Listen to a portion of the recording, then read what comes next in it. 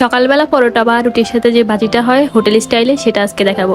আমি হোটেলের মতো করে করব না, কারণ হোটেলে তো সাধারণত 5 ফোড়নের পোড়নটা দেয়, আমাদের বাসায় আবার 5 ফোড়নের পোড়ন কেউ খায় না।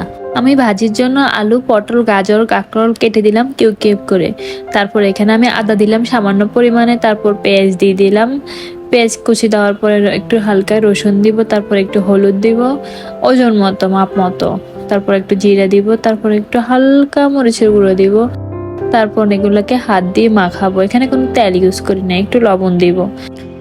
এই সবজিগুলোকে আমি ভালো করে হাত দিয়ে মাখাবো। মাখানোর পরে হালকা একটু পানি দিব, হালকা না, যেটাতে পানি দিলে যা পানি দিলে সিদ্ধ হয় ওই মাপে দিব পানি দিয়ে। তারপর চুলার আগুনটা ধরিয়ে দিব। চুলার আগুনটা ধরিয়ে দেওয়ার পর এগুলো ভালো করে সিদ্ধ হওয়ার জন্য অপেক্ষা করব। তারপর কিছু কাঁচা লঙ্কা দিয়ে দিব। তারপর আরেক পাশে আমি রসুন কুচি আর পেঁয়াজ কুচি দিয়ে এটাতে পোড়ন দিব সেটার জন্য। আর আলুগুলোকে হালকা হালকা মেশ করে দিব, যাতে মিক্স হয়ে যায়, একটু আলগা আলগা না থাকে। তারপর অনেক টেস্টি হয়, অনেক মজা হয়। যদি সকালবেলা পরোটা কিংবা রুটি দিয়ে খেতে অনেক মজা। একটু ধনিয়া পাতা দিয়ে দেবো, আমাদের ফ্রোজেন ধনিয়া পাতা, ওগুলো থেকে বের করে একটু ধনিয়া পাতা দিয়ে দিলাম। কেমন হয়েছে? আমার কাছে কিন্তু অনেক সুস্বাদু আর মজাদার লেগেছে।